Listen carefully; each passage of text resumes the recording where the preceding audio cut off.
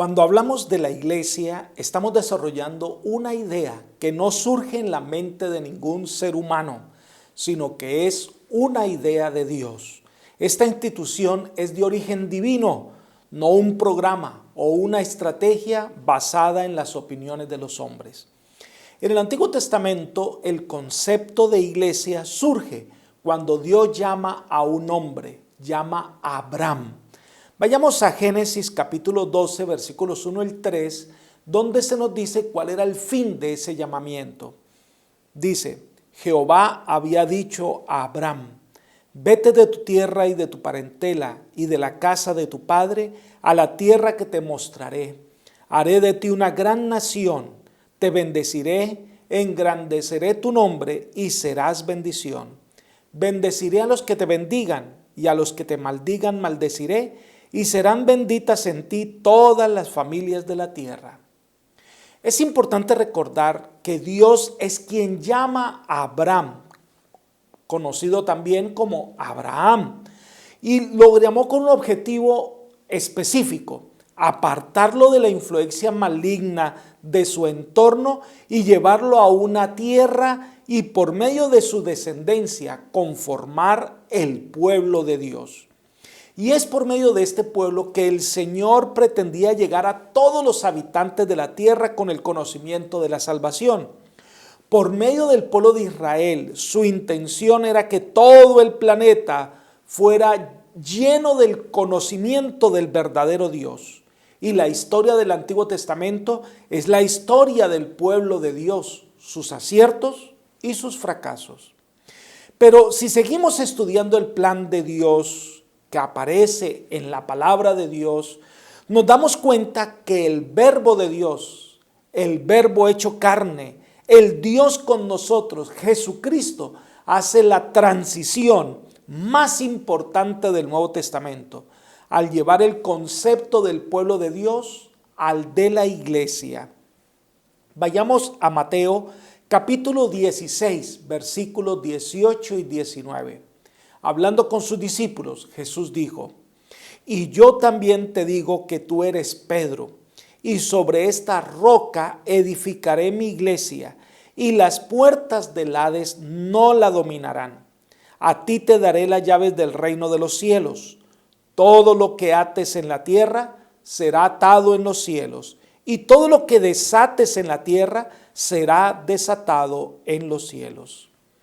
Jesús le dice a sus discípulos que ser miembro de la iglesia ya no es necesario pertenecer a una familia en particular o a una nacionalidad tal, sino que la iglesia será conformada por todos aquellos que salen, igual que Abraham, de toda la influencia del mal y se reúnen con aquellos que adoran y aceptan a Cristo como su Salvador personal.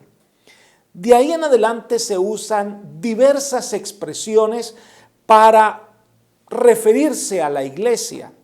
Por ejemplo, se la presenta como la iglesia del Señor. Hechos capítulo 20, versículo 28. Dice, por tanto mirad por vosotros y por todo el rebaño en que el Espíritu Santo os ha puesto por obispos, para apacentar la iglesia del Señor, la cual Él ganó con su propia sangre. Así que se la presenta como la iglesia del Señor. También se la presenta como el cuerpo de Cristo. Vayamos a Efesios capítulo 4, versículo 12. Dice, a fin de perfeccionar a los santos para la obra del ministerio, para la edificación del cuerpo de Cristo. En este cuerpo, los miembros son los miembros del cuerpo, ¿verdad? Están representados allí. Y la cabeza, el eje central y principal, el que guía a la iglesia, es Cristo. También se presenta la iglesia como la iglesia del Dios viviente en Primera de Timoteo, capítulo 3, versículo 15. Dice, para que si tardo, sepas cómo debes conducirte en la casa de Dios, que es la iglesia del Dios viviente, columna y defensa de la verdad. La iglesia es el taller de Dios en el que la vida del creyente es fortalecida y crece para el servicio del Maestro. Los miembros de iglesia no son perfectos, pero el deseo del Señor es lograr que cada creyente pueda llegar a reflejar el carácter de Cristo. Ahora, por ejemplo y por precepto, Jesucristo enseñó la verdad de que la iglesia de Dios no debería levantar muros de separación entre Israel y las demás naciones. La iglesia de Dios no está para levantar separación.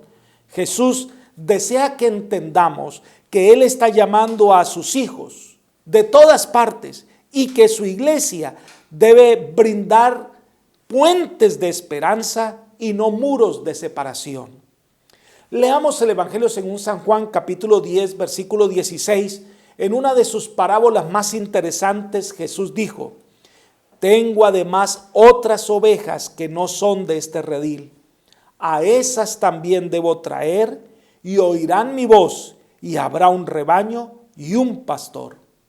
Jesús desea atraer a todos a Él. Cuando Jesús fue rechazado en una aldea, los discípulos indignados le pidieron a Jesús que le permitiera orar para que descendiera fuego del cielo y matara a todos los samaritanos, gente de otra nacionalidad, de otros credos, para que fueran destruidos. Pero Jesús les dijo, leamos el relato en Lucas capítulo 9, versículos 55 y 56. Dice: entonces, volviéndose él, los reprendió diciendo: vosotros no sabéis de qué espíritu sois, porque el Hijo del Hombre no ha venido para perder las almas de los hombres, sino para salvarlas.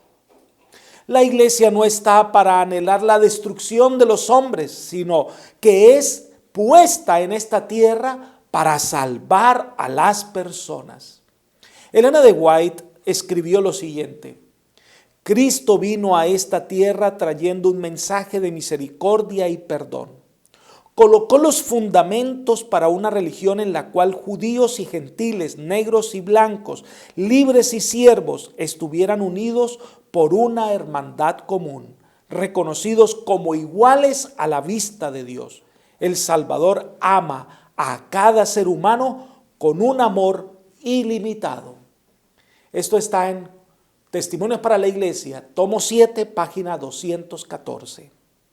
La iglesia fue organizada para que sea un medio a través del cual los hombres y las mujeres son llamados para que acepten la salvación que Dios ofrece. Veamos esta definición de la iglesia y su función. Está de la siguiente manera: la iglesia es el medio señalado por Dios para la salvación de los hombres. Fue organizada para servir y su misión es la de anunciar el evangelio al mundo. Desde el principio fue el plan de Dios que su iglesia reflejase al mundo su plenitud y suficiencia. Libro Hechos de los Apóstoles, página 9. Así que la iglesia tiene una misión, una razón de ser. Es la de comunicar el mensaje de salvación al mundo, siendo que la iglesia es de idea divina, siendo que la iglesia se origina como una estrategia de Dios para salvar a los hombres, siendo que Él dirige la iglesia y llama a las personas a unirse a ella para alcanzar el conocimiento de la salvación. La iglesia entonces es el objeto de suprema consideración y cuidado de parte del Señor. Tanto que el Nuevo Testamento usa la figura del matrimonio para hablar de la relación de Cristo con su iglesia, una relación basada en el amor y en la disposición de guiar para la vida eterna. Elena de White aporta lo siguiente: testifico ante mis hermanos y hermanas que la iglesia de Cristo, por debilitada y defectuosa que sea, es el único objeto en la tierra al cual Él concede su suprema consideración. Mientras el Señor extiende a todo el mundo su invitación de venir a Él y ser salvo, comisiona a sus ángeles a prestar ayuda divina a toda alma que acuda a Él con arrepentimiento y contrición, y Él se manifiesta personalmente a través de su Espíritu Santo en medio de su iglesia. Libro Testimonios para los Ministros, página 15. Debemos enfatizar que los miembros de la iglesia no son perfectos. Estamos en el camino de encontrar con la ayuda de Dios esa madurez espiritual e ir perfeccionando nuestra vida. Dios es quien está al frente de su iglesia. Cristo es quien la dirige. Como cuando alguien ataca a la iglesia, está atacando al cuerpo de Cristo. Y en otras palabras, está atacando al mismo Cristo. Cuando criticamos la iglesia, estamos diciendo que la cabeza de esta iglesia no ha podido dirigirla correctamente. Por eso lo que debemos hacer es orar por la iglesia, orar por cada miembro de iglesia y por los líderes para que podamos estar en armonía con la voluntad de Dios. Miren la siguiente expresión. La iglesia de Cristo es muy preciosa a sus ojos. Es el cofre que contiene sus joyas, el redil que encierra su rebaño. La fe por la cual vivo, página 282. Pertenecer a la iglesia es un privilegio muy grande, pero también es una gran responsabilidad. Llegamos a la iglesia no para que nos sirvan, sino para servir. No venimos a la iglesia para que nos prediquen, sino para predicar. Porque el que nace en el reino de Dios, nace como un evangelista. Al estudiar la Biblia y al ver el cumplimiento de la profecía, es claro para nosotros que la iglesia adventista del séptimo día es el remanente de Dios para este último tiempo. Una iglesia con miembros que crecen todos los días en la fe y que tienen una misión para cumplir. Que el Señor siga fortaleciendo nuestra fe y que podamos avanzar en el cumplimiento de la misión que se nos ha confiado. Dios nos bendiga.